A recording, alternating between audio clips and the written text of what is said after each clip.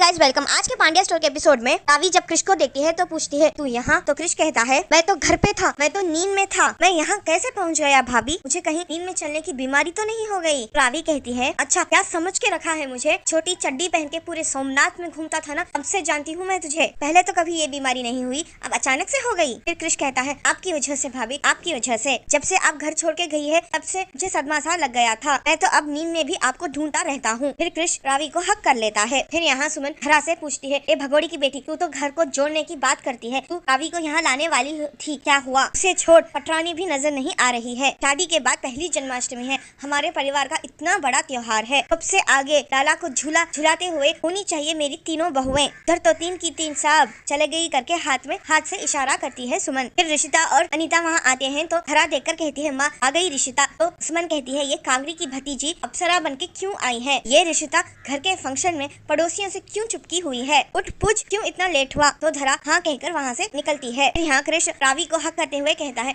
I miss you so much भाभी, अभी मैंने जो कुछ भी किया वो सही नहीं था, इसलिए मुझे और इस बीमारी को माफ कर देना। रावी कहती है क्या उटपटांग बातें कर रहा है कृष, दूर हट, मैंने कभी सपने में भी नहीं सोचा था कि मैं ऐसा बोलूंगी तुम लोगों को, लेकिन मुझे ना पूरे पंड्या परिवार से चिढ़ हो रही है। एक दिन तुम लोग मेरे जाने का जश्न मनाते हो ढोल बजा के, दूसरे दिन जब पूजा होती है तो एक एक करके मुझे मनाने आते हो।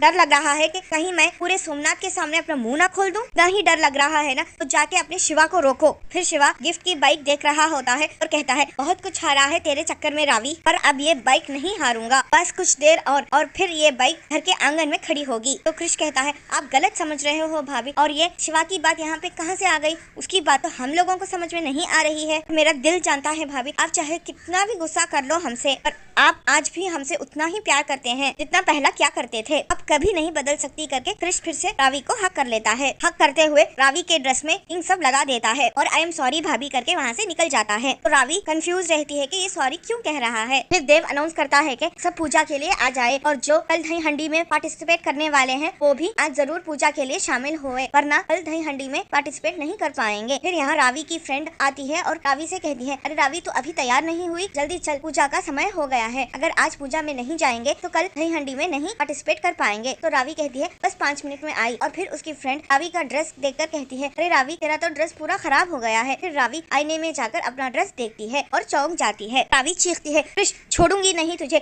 सच में दारू पी के आया था क्या? मेरे कपड़ों में इंक क्यों लगा दी इसने, क्या रहा था यहाँ पे? फिर सुमन कहती है असिस्टेंट नंबर 2 यहाँ आ। तो अनीता हाँ माँ करके सुमन के पास जाती है और सुमन कहती है क्यों आज इतनी तैयार होके आई, कांगड़ी की भतीजी नहीं लग रही है? तो अनीता थैंक यू माँ कहती है, थैंक यू सो मच। फिर सुमन अनीता का ड्रेस देख के कहती है ये तो रिशिता का ड्रेस है ना, फंक्शन के बाद वापस दे देना, बहुत कीमती है, और रिशिता को तुझसे क्या काम था कि वो अपना ड्रेस तुझे दे दिया? तो अनीता बहुत चौंक जाती है और रिशिता भी ये सुनकर अपसेट हो जाती है। अनीता कहती है कुछ खास नहीं माँ, रिशिता मुझे अपनी बड़ी बहन की तरह मानती है, बहुत प्यार करती है मुझसे, इसी ने मुझे आज तैयार किया है। फिर धरा रिशिता के पास पूछती है तुझे तो रावी को लाने के लिए कहा था ना, और फिर तू ये अनीता को क्यों ले आई है? तो रिशिता कहती है अरे धरा भाभी ये सब तो रावी के लिए ही करना पड़ा मुझे, टेंशन मत लीजिए, रावी आएगी और गौम्बी का दिया हुआ ड्रेस पहनकर ही आएगी, और मैंने उसके लिए कोई ऑप्शन ही नहीं छोड़ा। धरा कहती है खाना जी करे कि ऐसा ही हो रिश्ता, वक्त रावी का हमारे पूजा में होना बहुत बहुत जरूरी है, वरना पूरा सोमनाथ बातें करेगा शिवा और रावी की, कीचड़ दोनों पर ही उछलेगा। तो रिश्ता कहती है धरा भाभी अब चिल करो,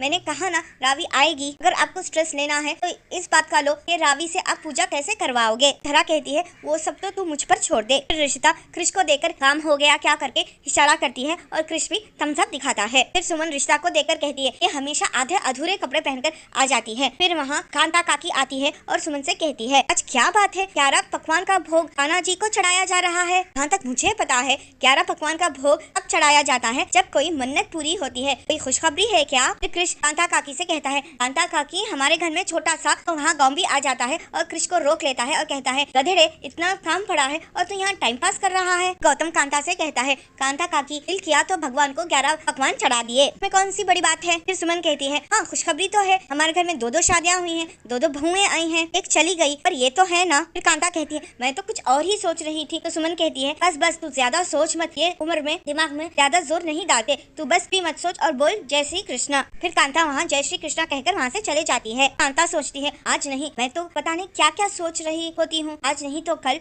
सुमन के घर में जरूर खुशखबरी आएगी। फिर यहाँ सुमन सोचती है ए मुरली मनोहर, दिल करता है कि घर की खुशखबरी खुशखबरी चीख चीख कर सबको सुना दें, सबके मुंह पे सील पट्टी लगा दूं। जितना ये खबर सबकी जानकारी से दूर रहे उतना ही अच्छा। इस बार मेरे घर की खुशियों पर किसी की नजर नहीं लगनी चाहिए भगवान। धरा सुमन से कहती है, मुझसे कितनी भी कड़वी बातें कर लो माँ, आपके दिल की अच्छाई छुपे ना छुपे। मुझे तो लगा था कि आप मुझसे नाराज हो, इसीलिए हमें ये सजा दे रही हो। अब समझ में आया आपने मुझसे 11 पकवान क्यों बनवाए। फिर धरा सुमन को हक करते हुए कहती है, आप वर्ल्ड की बेस्ट और बेस्ट माँ हो। तो सुमन कहती है, मैं माँ नहीं वहाँ सास हूँ, और ये चिपका चिपकी मत कर, तुझे पता है ना मुझे पसंद नहीं है। धरा और रिश्ता हंसते हैं। फिर गौतम धरा को इशारा करता है कि टाइम हो गया, कुछ खा लो। तो धरा वहाँ पपीता उठाकर खाने वाली होती है, तो सुमन उसे रोक लेती है और कहती है, डोबी तू ये कैसे खा सकती है ये। और धरा वो सॉरी माँ करके माफी मांगती है। ये सब प्रफुल्ला और कांता काकी देख रहे होते हैं, और कांता काकी कहती है, पपीता तो गर्भवती नहीं खाते हैं। वहीं धरा तो सुमन कहती है, तू कब हमारे घर के मामलों में नाक कान सब अड़ाना बंद करेगी। ले तू खा पपीता, मैंने इसलिए लिया धरा से क्योंकि मुझे पपीता खाना था,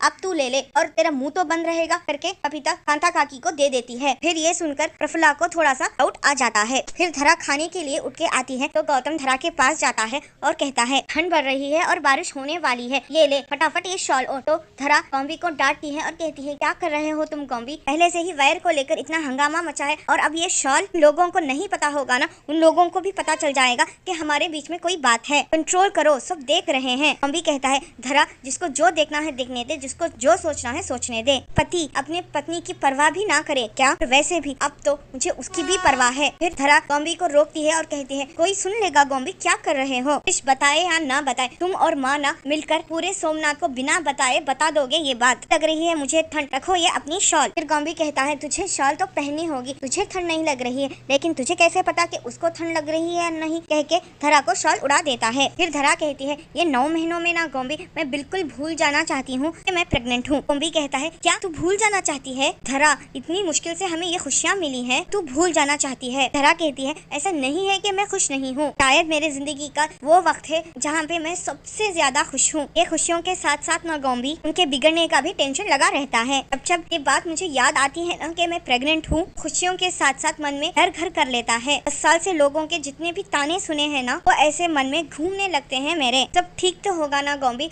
हमारी खुशियों को किसी का ग्रहण। तो गॉम्बी धरा को रोकता है और कहता है, कुछ नहीं होगा, डॉक्टर ने मना किया है तुझे स्ट्रेस लेने से, तू स्ट्रेस मत ले, हमने आज तक किसी का बुरा नहीं चाहा, हमारा भी बुरा नहीं होगा। फिर क्या लगता है सोमनाथ जी ऐसे कुछ होने देंगे। फिर दोनों एक दूसरे को हक कर लेते हैं। फिर देव गरबा की अनाउंसमेंट करता है, और यहाँ रावी अपने रूम में अपने कबोर्ड में देखती है और एक कपड़ा भी नहीं होता और चौंक जाती है। फिर वो दूसरे रूम में जाने की कोशिश करती है तो सारे रूम लॉक होते हैं और वो शॉक हो जाती है। फिर रावी सोचती है, मेरे सारे कपड़े गायब हैं, अनीता दी और मासी दोनों के कमरे में ताला लगा हुआ है। साजिश, सोची समझी साजिश, ताकि मैं वही कपड़े पहन के जाऊँ जो वो लोग चाहते हैं। फिर रावी गॉम्बी का दिया हुआ ड्रेस देखती है और उसे उठाकर ले जाती है। यहाँ देव, ऋषिता, गॉम्बी, कृष सब डांस कर रहे होते हैं और शिवा अकेला खड़ा हुआ होता है और धरा भी खड़ी हुई होती है। तो कोई मोहल्ले वाली औरत आती है और धरा को अपने साथ डांस करने के लिए पूछती है, तो सुमन उसे रोक देती है। फिर प्रफुल्ला सोचती है, ये सास बहू में इतना प्यार जब से आई हूँ तब से देख रही हूँ, ये बुढ़िया धरा के तरफ गोंद की तरह चिपकी हुई है, पहले तो ऐसा कभी नहीं था। अनीता सोचती है, ये प्यार मेरे लिए बहुत खतरनाक है, पता लगाना पड़ेगा कि धरा और माँ के बीच क्या चल रहा है। फिर अनीता प्रफुल्ला से कहती है, फुई इन लोगों को देख के ऐसा नहीं लगता कि सुमन माँ आज कुछ वियर्ड ही बिहेव कर रही है, अजीब सा, धरा को वो छोड़ ही नहीं रही है, वो धरा को चिपके बैठी हुई है। फिर प्रफुल्ला कहती है, ओ भाई अभी तुझे क्या करना है, उनको जैसा रहना है रहने देना, तू अपना काम कर। अनीता प्रफुल्ला को लेके वहाँ से जाती है। फिर शिवा को रावी वहाँ गॉम्बी के लाए हुए ड्रेस पहने दिखाई देती है डांस करते हुए, और वो खुश हो जाता है। रावी आती है और शिवा को खींचकर डांस करवाती है। यहाँ रावी गॉम्बी का ड्रेस ले आती है और उसे आग लगाकर जला देती है। यहाँ शिवा रावी के ख्यालों में खोया हुआ होता है और रावी के साथ इमेजिनेशन में डांस कर रहा होता है और रावी यहाँ ड्रेस जला रही होती है। Thank you guys.